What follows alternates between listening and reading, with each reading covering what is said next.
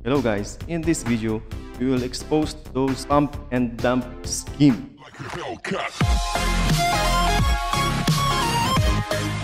So last week, ang dami nating mga nakitang pump and dump sa isahin natin like MRC.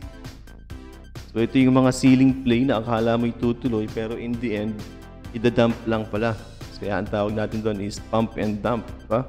MRC, PBGI. So kitang-kita nyo, di ba? Pinump lang, tapos pagdating sa ceiling, kinabukasan, then boom. Mayroon ding ECP, ito yung sumunod.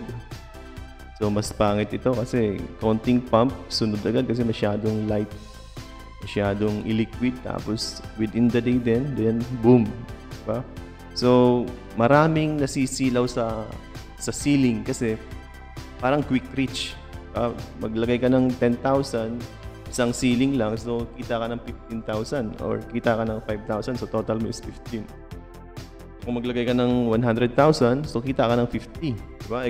Kung dalawang ceiling or tatlong ceiling, so times 3 na or times 2 na yung pera mo, no? So kaya maraming newbie na nasisilaw dun sa malaking gain. Kasi nakita nila ceiling, akala nila bukas ceiling uli.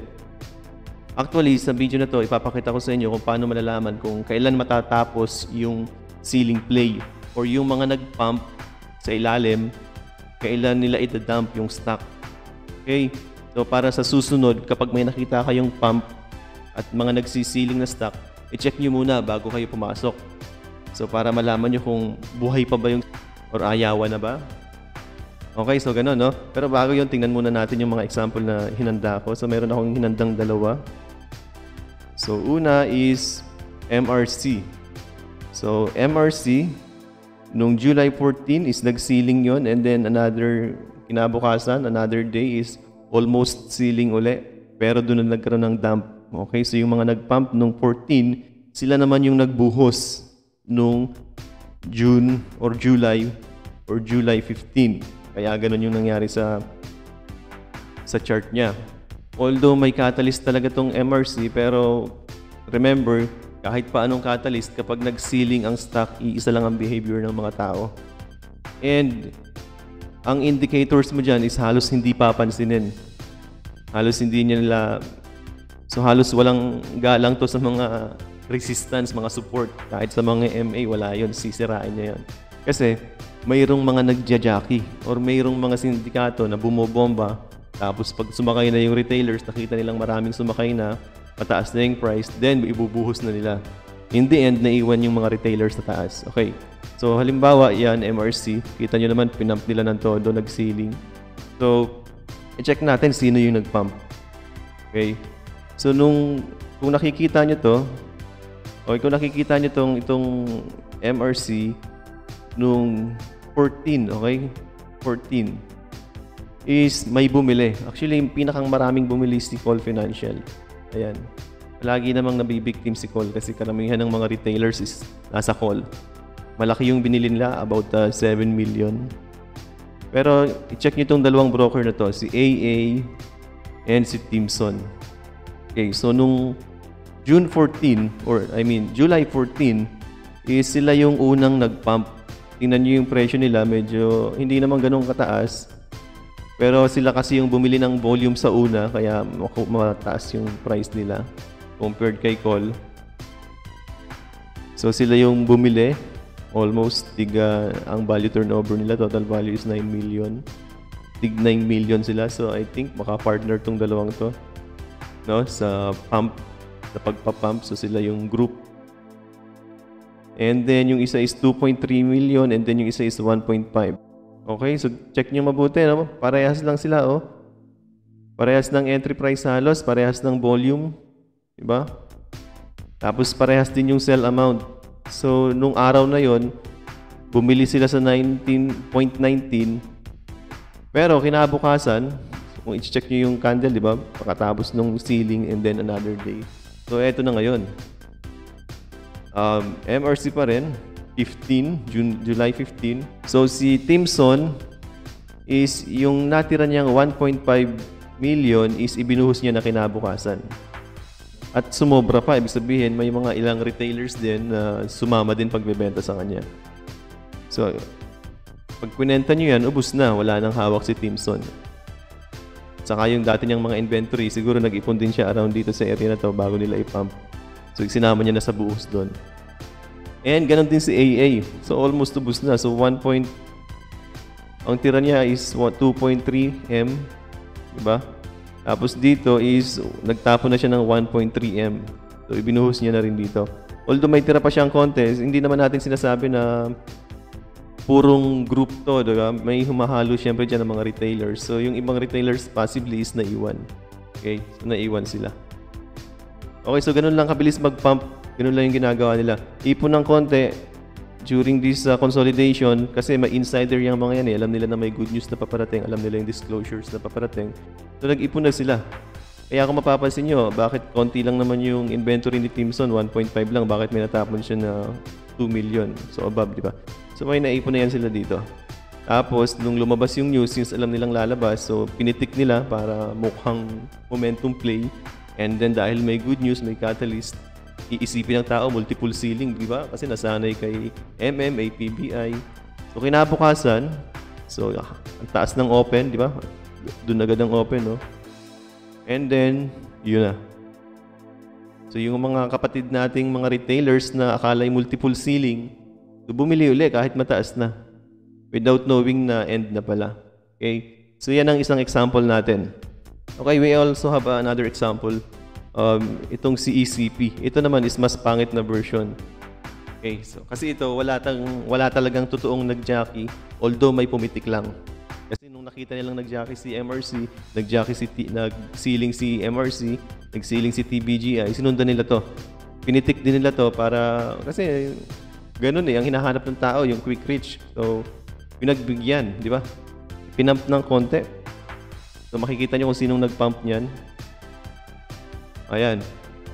So, ang unang nag-pump, that is 14 din yan, di ba? ECP, July 14. Magkakasabay yan sila eh. Puro ceiling. So, nag-pump lang ng konti si Abacus. 200 lang yung ginamit niyang volume. So, around 1.6 million. Binili niya yan sa 18.38. So, dun siya nagtulak. So, dito mula, ibig sabihin, average price na yun. Average buying price. So, mula sa open, dito siya nagtulak. Tinira niya yung mga resistance. Yung makakapal na ask. So, inubos niya yun. So, akala ng tao, yun na. Diba? In the end, tingnan nyo naman, ibinuhos din ni Abacus the same day. So, gumamit lang siya ng konting volume, 200 volume. Pero ang sinel naman na volume niya is 457. So, ganun din yun. Bakit marami siyang nabuhos kaysa sa binili niya? Ibig sabihin, may inipon na yan dito. Diba? Nag-iipon na yan sila para konting pitek. So, buhos lahat. So, lahat ng inipon. Kasama yung binili nung araw na yon, yung pinang-pump nila. Okay? So, ganun ang style. Ipon, 200, 250. Pag nagkaroon ng chance, pipitikin, ipapump, another 250 or 200. Tapos, kapag mataas na, boom. Doon siya nagbenta sa around 950. Galing, di ba? So, ang average niya ngayon, possible is kung 832, tapos dito, so around nandito ang average niya. So, malaki yung kinita nila. So, ganun yung classic pump and dump. No? Tingnan naman natin kung sino yung mga naipit. Okay? Alam na natin yan. Kung mag-a-analyze kayo, palaging ang naiipit is Call Financial. Kung titingnan nyo, ang bumili sa taas is si Call around 9.2. Dito yon, dito na sila bumili. And nag-cut loss din naman sila. Diba? Nag-cut loss sila sa 8.8. Okay, hindi naman. May sistema din nag-cut. Pero hindi lahat may sistema kasi maraming newbies na umaasa sa jackpot.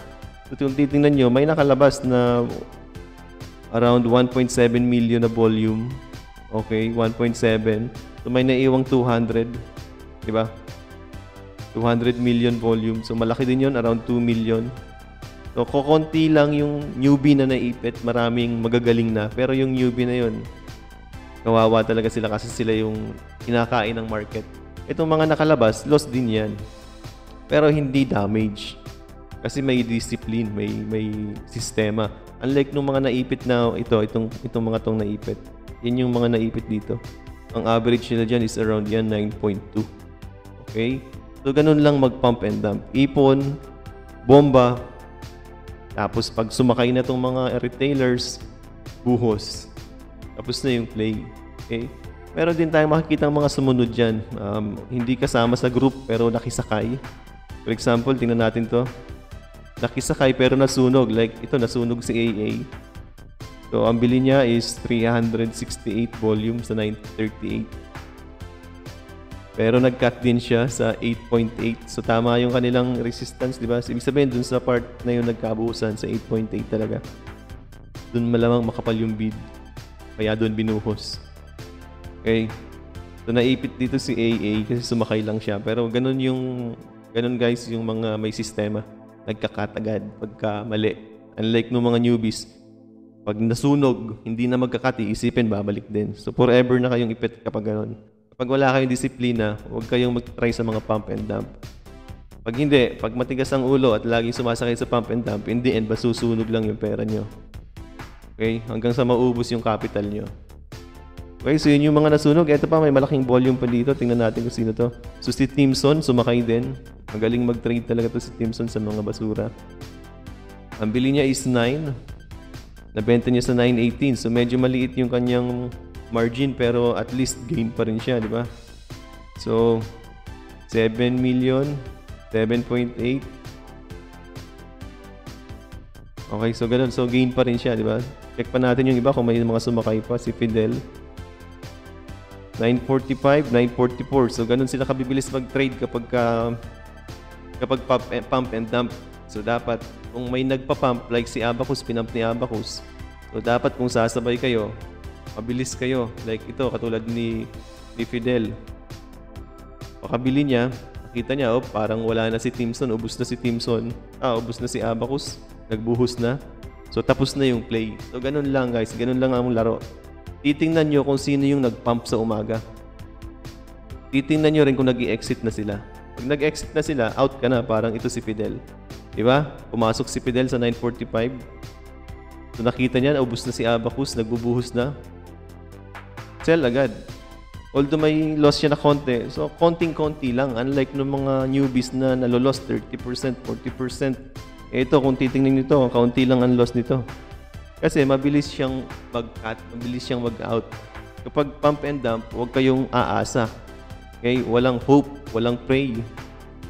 Cut, no mercy kapag ganun. So, dapat alam mo yung tinitingnan. Kung hindi nyo kaya, hindi nyo pa alam yung mga dapat tingnan, huwag kayong papasok sa pump and dump. Okay?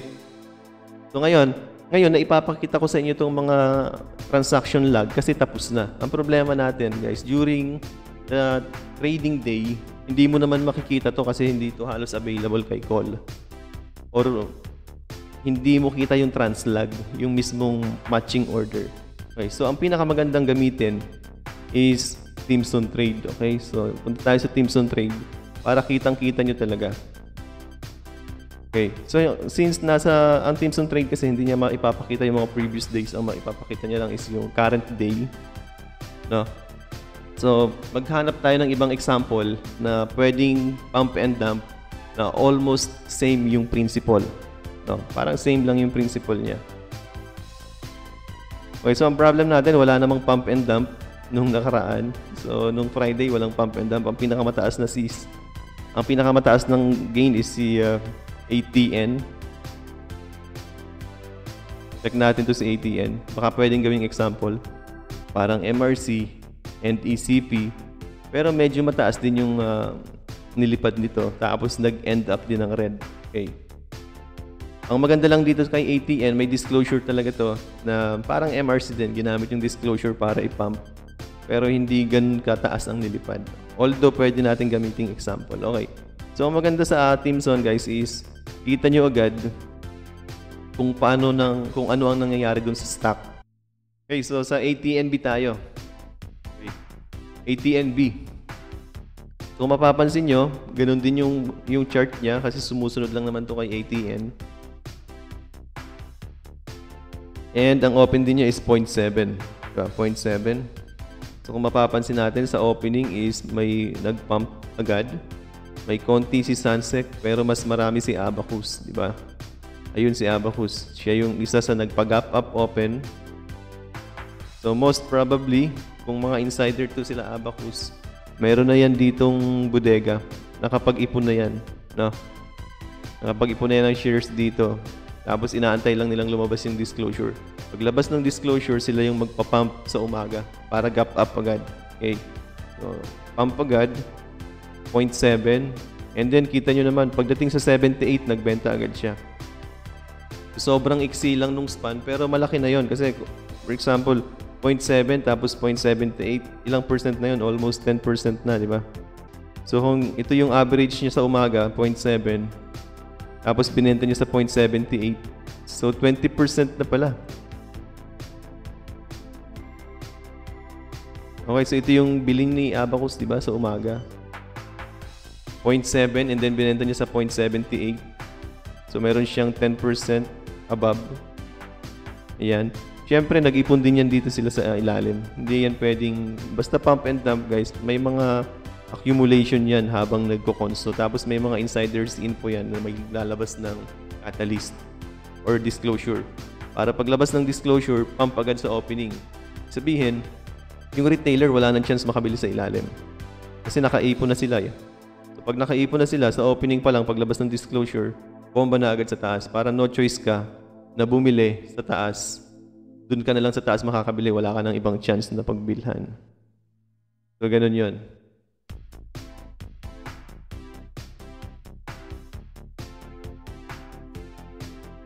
So yun, naka-exit agad si Abacus. Ang bilis niyang lumabas. Hanggang dulo. So sila yung mga nagpapalitan na lang, may mga naglaro na lang.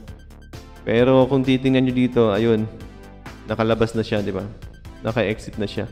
Although siya yung bumomba sa umaga, sa all transactions, siya yung bumomba sa umaga, ayun. Tapos, kung iisipin nyo, no, ang ginamit niya lang na volume is 710 lang, 1,000. Pero ang in-exit niya is 1,380,000. So meaning, tama yung ating speculations na nag-ipon na siya dito. Nag-ipon na sila dito ng stock, ng shares. And then sa opening, ayun no, binomba na nila para sa taas. Para kung bibili ka at mahilig kayo sa ceiling, mahilig kayo sa mga ceiling play, so wala ka ng choice bumili dito sa ilalim kasi binomba na agad nila sa opening pa lang sa taas. So mapapabili ka talaga sa taas. And then, kitang-kita nyo naman, di ba? Kaunti lang. Bakit siya nagbenta agad? Tapos makikita nyo, ayun, puro siya na nagbebenta. Ang ending yan, siya ang top seller. So, yung lahat ng naipon niya dito, naitapon niya dito. 78. Hanggang 82. May benta pa siya sa 82. Ayun. Ayun pa siya, oh. Nagbebenta pa rin siya hanggang 82. Diba? So, ganun lang yung kasimple yung pump and dump, guys. So, ang dapat nyong tandaan, kapag may mga nakikita kayong mga ganyang ceiling, check nyo muna sino yung nag-accumulate dito sa consolidation. Check nyo muna agad yon bago kayo bumili. Plus, check nyo rin, yun bang nag-accumulate sa ilalim, siya ba yung sumipa? Or siya ba yung nag-pump sa open? Parang ito. And then, kung sasakay ka, pwede naman. Pero, kapag lumabas yung nag-pump, parang ito, kapag lumalabas na siya, exit ka na din. Kasi, wala nang jockey. Yung jockey lumalabas na. Ikaw yung mahuhuling may hawak-hawak nung bag. And the end, lahat ng shares nasa iyo. Okay, so naiiwan sa tuktok. Okay, ganun lang guys. Ganun lang ang pump and dump. So, next time, pag may nakikita kayo mga ceiling play, huwag nyo agad pasukin. I-check nyo muna agad sino ang nag-accumulate. And then, sino yung nag-pump? Sila rin ba? Pag sila yon, then confirm, pump and dump yan. So, sakyan nyo kung gusto nyo. Pero kapag nakita nyo na nag-i-exit na sila at nagbubuhos na sila, parang ganito. Di ba? Kapag nag-i-exit na sila ng parang ganyan. Tapos na yung laro. So, mauna ka na. Either lost ka pa, itapon mo na. Parang yung kaninang pinakita ko sa inyo. Di ba? Kesa naman malugi ka ng almost half of your portfolio. Or kung gain ka, di mabuti, lumabas ka na agad. Pero pang professionals lang yun guys, pang matagal na trader na yun. Kapag bago lang kayo, huwag nyo nang subukan yung mga ganitong pump and dump. Kasi kayo talaga ang hinahanap dito para mabiktima. Okay? So sana may natutunan kayo ngayong araw. Kung may mga question kayo, clarifications or additions, just comment below para mapag-usapan natin yan sa mga susunod na video natin. Salamat sa inyong panonood. Uppercut.